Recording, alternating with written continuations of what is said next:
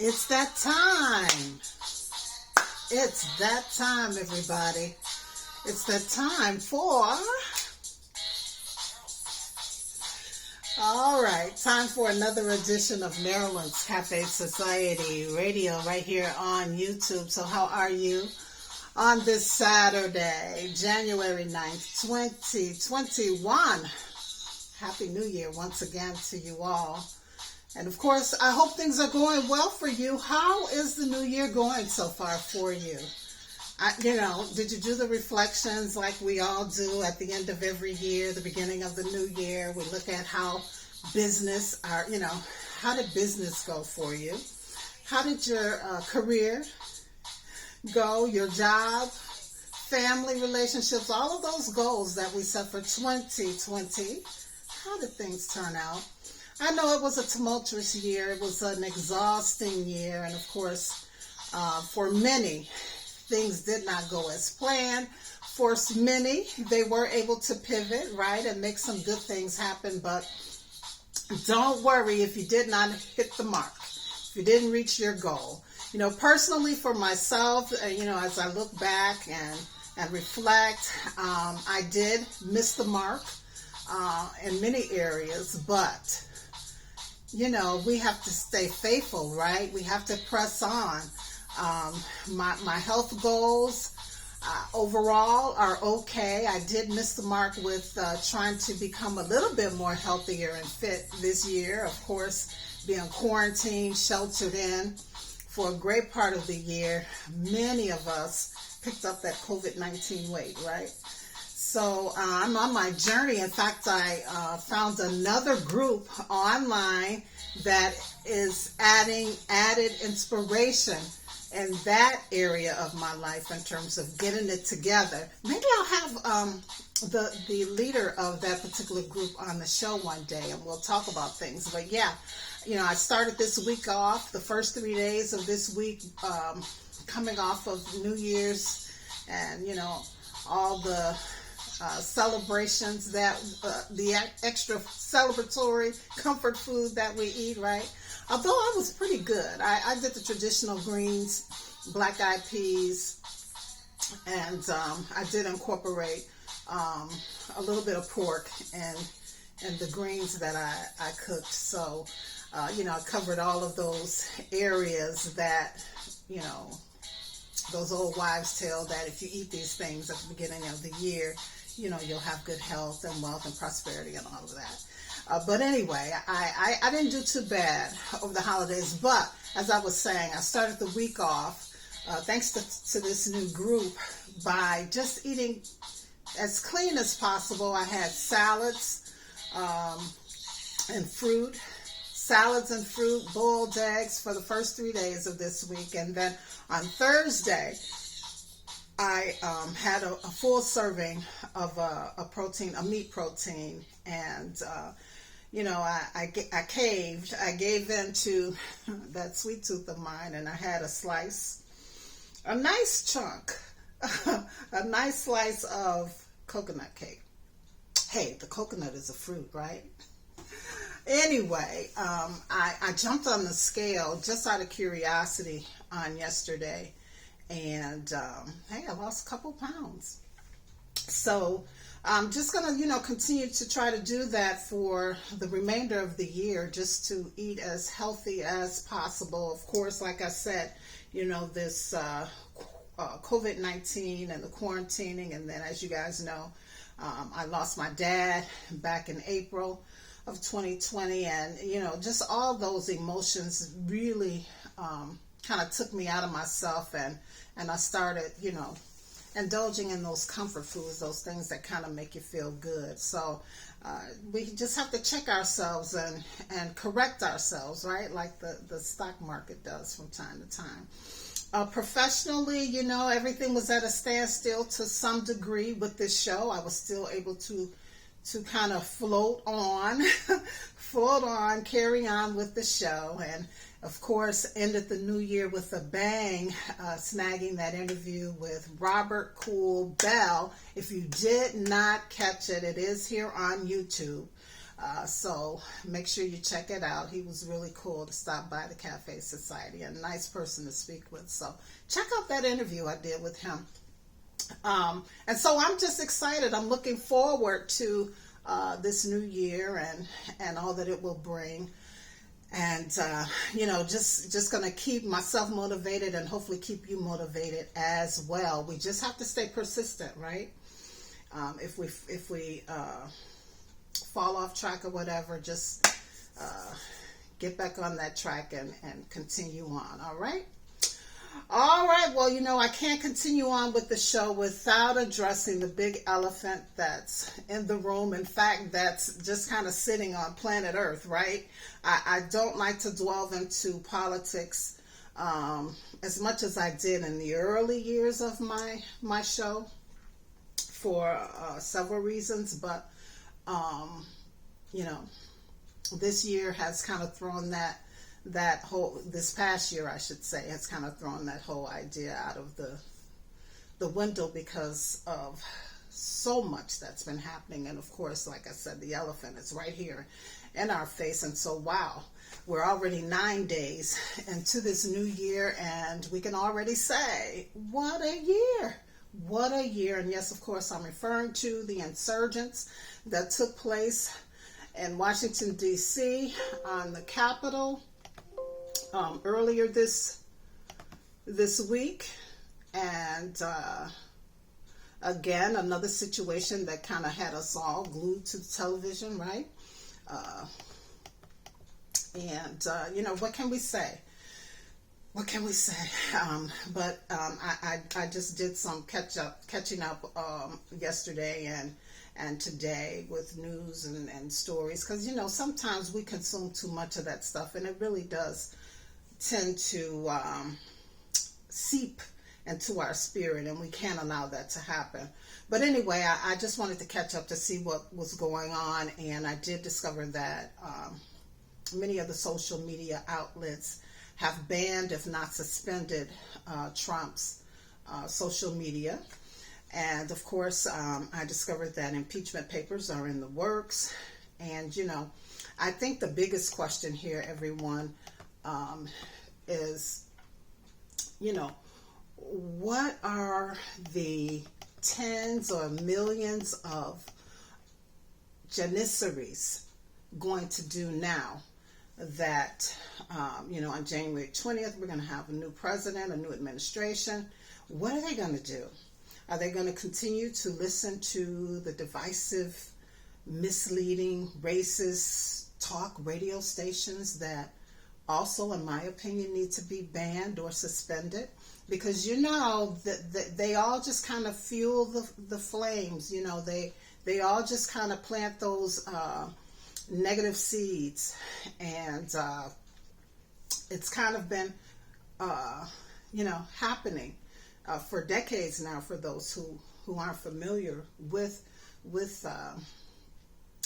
the talk format. And specifically, I'm talking about those right-wing talk shows that have just perpetuated and permeated the airwaves with so much racist talk over, the last several decades. And so here we are with this situation in Washington, D.C. Well, I'm just going to say this. I know that, during this pandemic that we're in, so many Americans are hurting and through no fault of our own. And yeah, those feelings, are just kind of brewing because people are left without jobs. Their businesses have failed, are failing. The children are home. They can't go to school, or they're being, their schooling schedules are staggered. And, our whole lives have kind of been turned upside down. So, yeah, it's no surprise that people are feeling so much emotion right now. And, I've heard people say, well, why are so many people so distraught about this situation when we've been seeing it back in the summer? But, This was the nation's capital. This was the Capitol building, and there is a difference. You can't compare demonstrators in the streets to rioters at the nation's capital, and who just kind of steamrolled past Capitol Police and got into the building and just ransacked it. But anyway, my point is this: many of us, due to COVID and the pandemic, have reason to want to feel like doing that, right? But I just want to go back to the whole notion of structural and systemic racism, because even as these people were steamrolling past Capitol Police and entering the Capitol building and trying to destroy it,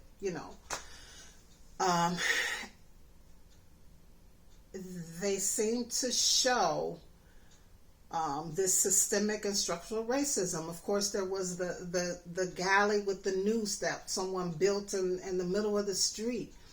What does that have to do with your feelings about the election? You know what I'm saying? So it just, somehow they always bring it back to how they feel about black people. And it's hurtful.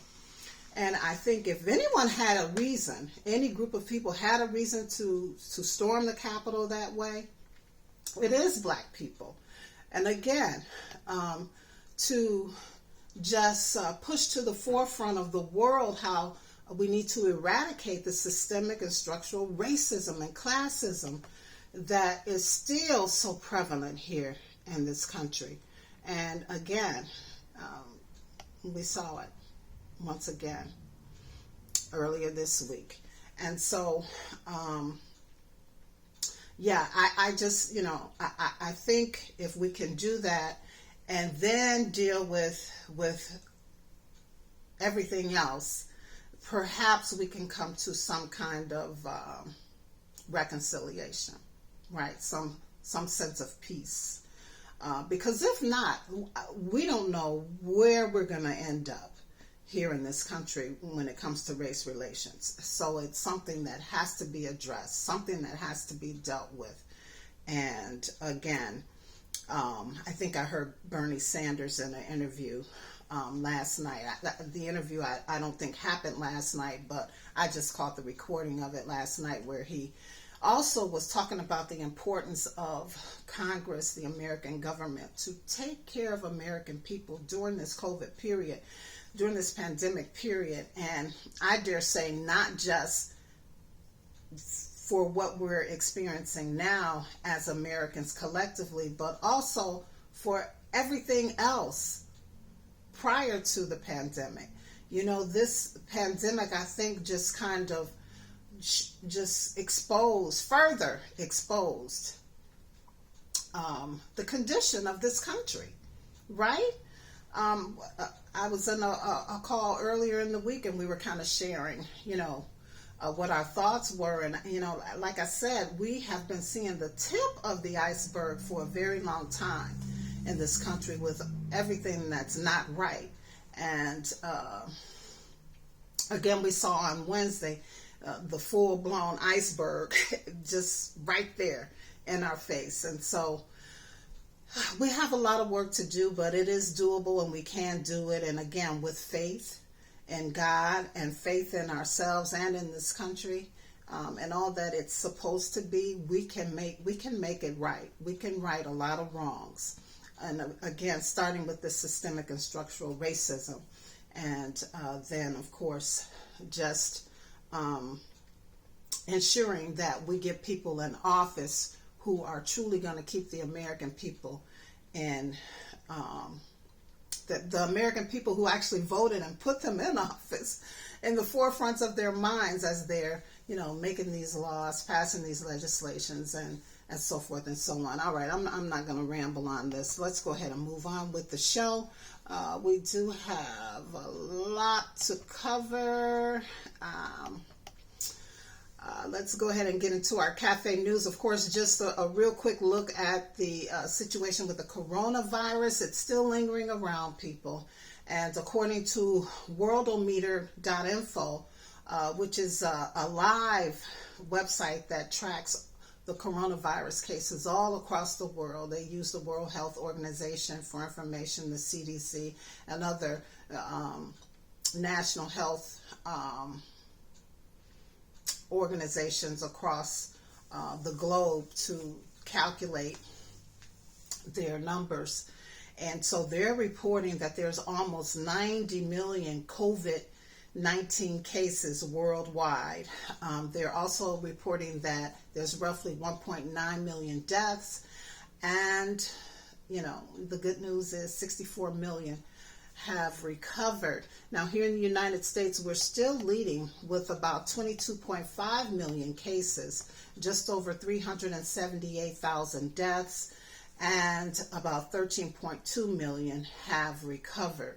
Now, vaccinations here in the United States have been rolled out, as we all know, but they're saying it's slow. And of course, herd immunity is not going to happen for another year or so, depending on who you're listening to. One doctor said a couple years. Another doctor said as early as next winter, November, December. So, and of course, you know that herd immunity is when, you know, the population in general just kind of gets used to the virus being around, and our bodies automatically can fight it off. But in the mean and between time, they're trying to get as many people vaccinated as possible to kind of slow the spread as well. Now, I did hear another doctor make some commentary on the fact that, you know, these vaccinations are all still so new that they still are asking people who have been vaccinated to still mask up, to still watch your distance, and to still wash your hands, all right? So just because you've been vaccinated does not mean that you're now free to roam the earth without protection, because they're still kind of studying this thing, all right? So listen, on Thursday, I read here in the state of Illinois that the Reverend Jesse Jackson received Moderna's COVID-19 vaccination publicly with one of the doctors who co-led the team that developed this particular vaccination.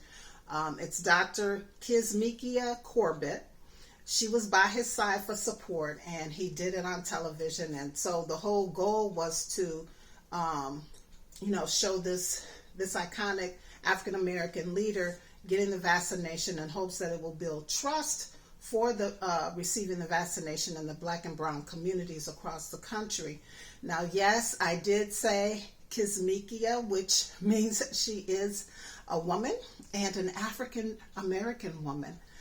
At that. And so, you know, that's a proud moment in history to know that she was involved in developing that vaccination. All right. Now, is you know, the Reverend's action going to ease the doubts of those in the Black and brown communities? Of course, we saw politicians a few weeks ago receive the vaccinations. We know that healthcare workers, you know, those people that we really need in place and in full health to help us fight this virus, receive theirs. And, you know, is it enough? I guess we'll just have to take that wait and see approach and see. All right. In the mean and between time, the United States Labor Department has reported that 787,000 more Americans filed for unemployment benefits for the first time last week. That's, you know, that number is down looking at previous weeks, but it's still not a good look, right?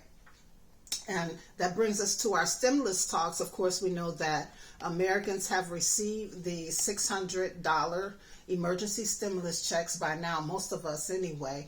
And we know that Biden, along with the Congress, has promised Americans a third check in the amount of $2,000. And now that Reverend Warnock and John Ossoff have won the 2 Senate seats in Georgia, Americans can expect that check maybe sometime in early February.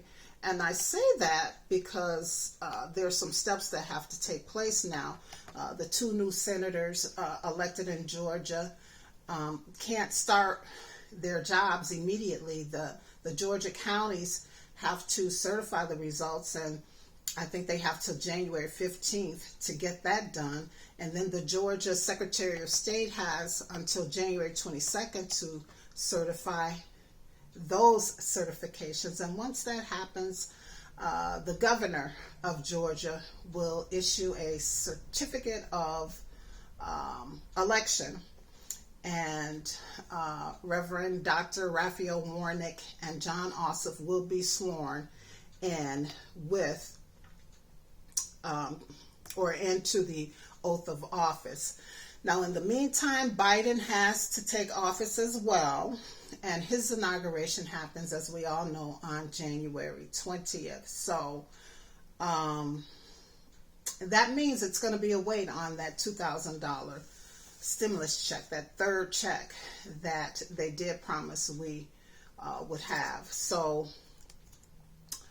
it's going to be a wait, folks. And again, you know, you figure everybody's going to be in place by January 20th.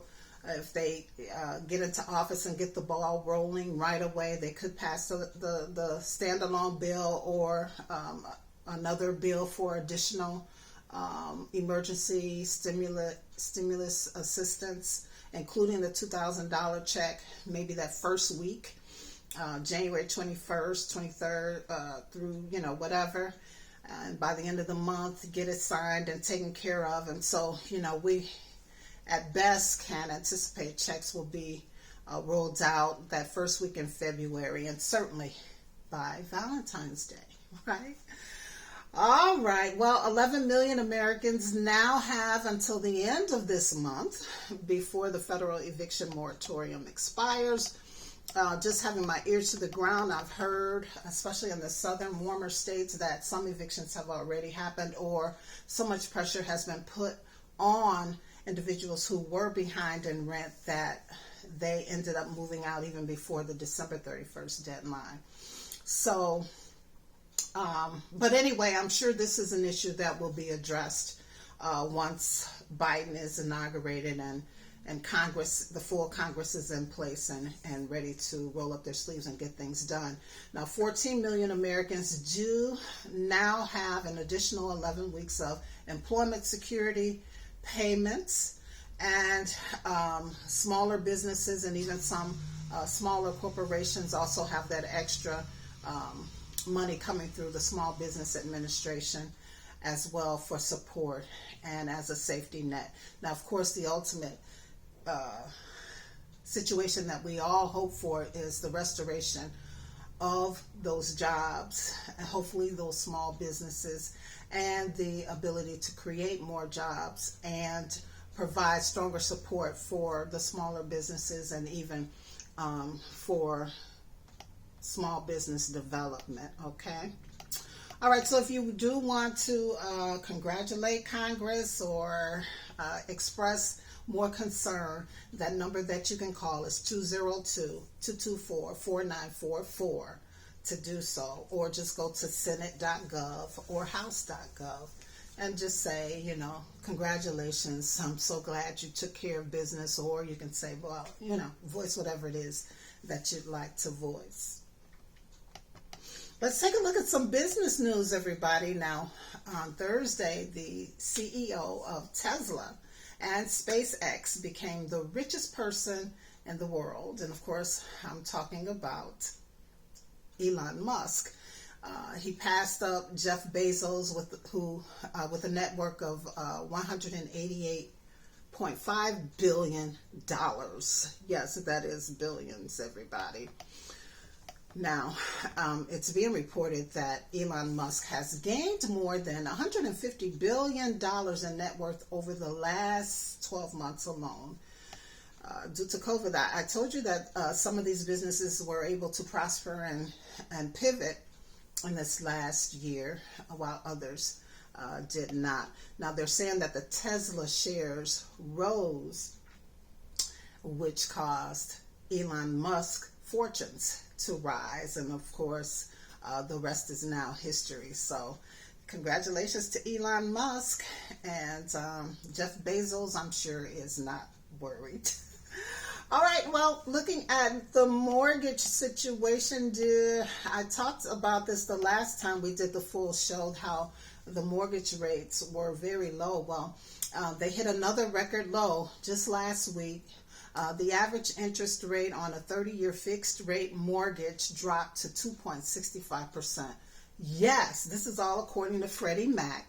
2.65% on a 30-year mortgage, you all.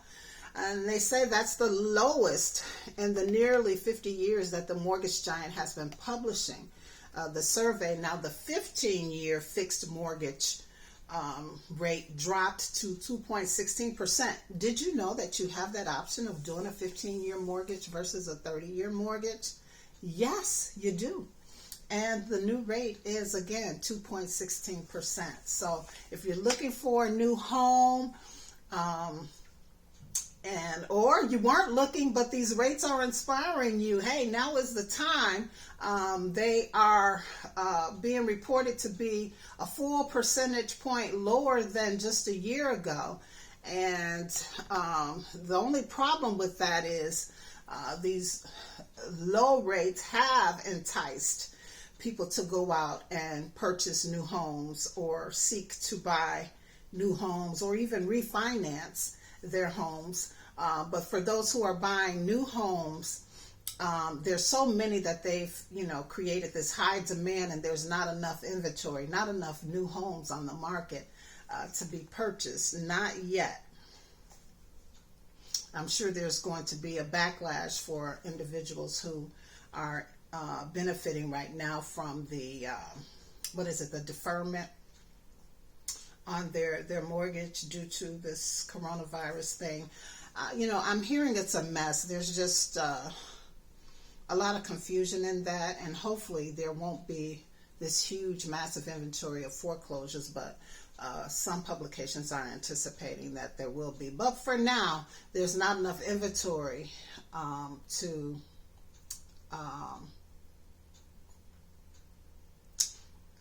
out there for these new home buyers, and so that is making the price of homes higher. So it's a seller's market, or is it a buyer's market? Either way, on one hand you got the good deal with the interest, low interest, but on the other hand you're going to have a hard time finding a home that's affordable. You'll have to pay a little bit more for it. All right, and of course, taking a quick look at the stock market that closed on Friday, January 8th, 2021. I still have 2020 here. It takes us a while to get used to the 2021. But we know, January 8th, 2021, the Dow is up 56.84 points to 31,097.97. S&P 500 is up 20.89 to 3,824.68 points.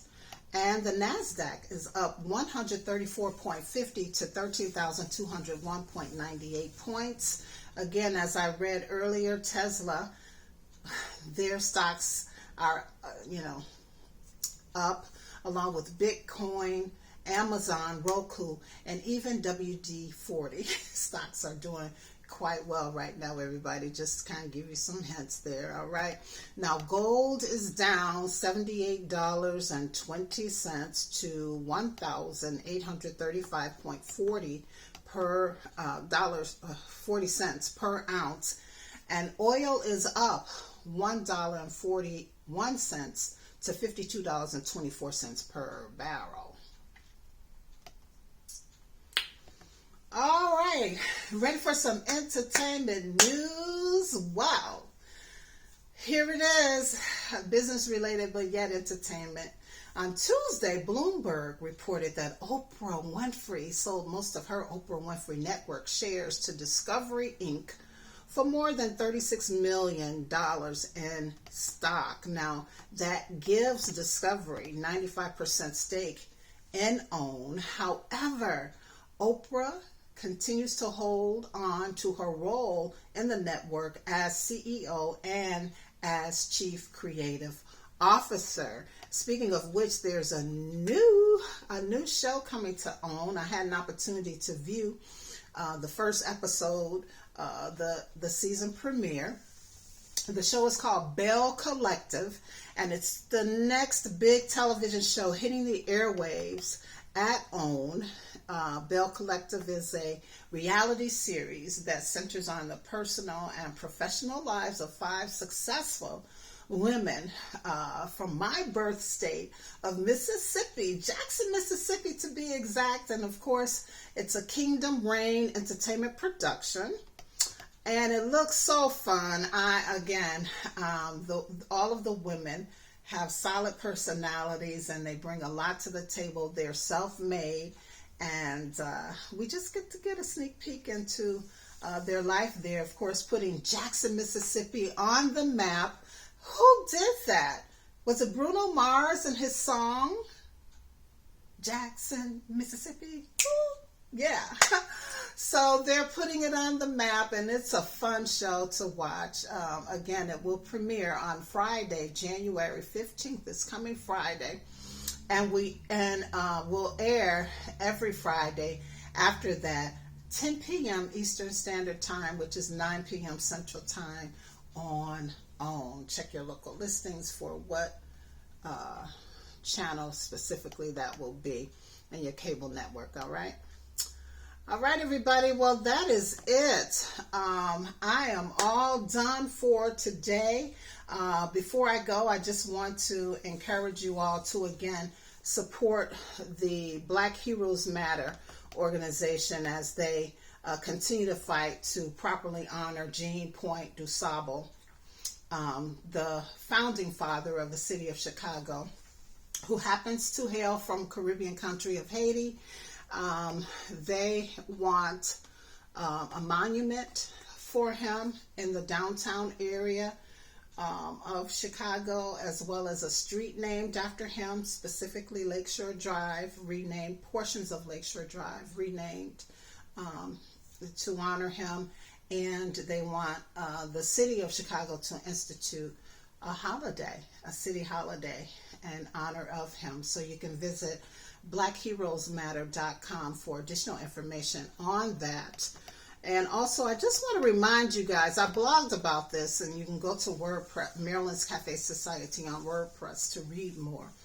But I blogged about the importance of us practicing faith, keeping faith in the forefront as we get up every day and hit the ground running, right? To strive to achieve and accomplish those personal and professional goals that we've set for ourselves, every day, every week, every month, throughout the year. Have faith in yourself, right? And just pursue that. Check out the blog. It's very enlightening and inspiring. And remember our new word for the month. It's Janissary. Janissary. If you look at it, how it's spelled, it reminded me of the month of January. So I just randomly picked it because of that. But it's pronounced Janissary, and it means devoted follower or supporter. And so I encourage you to practice using that throughout this month as we add another word to our vocabulary. Last month it was mirific. And this month it's Janissary. And I hope that you all become Janissaries of my show, especially businesses. I would love to have your support. If you have products, brands, services, personas, books, whatever it is that you want to get some additional exposure for, just reach out to us at producer@MarylandsCafeSociety.com for more information. And remember, guys, you can find me on social media. Just go to the website, MarylandsCafeSociety.com, and scroll down to how we can connect, and you'll get all of the links to the various social medias where you can find me. And again, the blog on WordPress, Maryland's Cafe Society on WordPress for the weekly blogs. All right, that is it. Let's take a look at love is. What is love on this day? Love is when it's just the two of you. when it's just the two of you, all right? And of course, remember, folks, if you don't do anything else this week, be sure that you live, you love, and you laugh. As always, it's been a pleasure and a privilege. We'll talk again next week, everybody. Peace.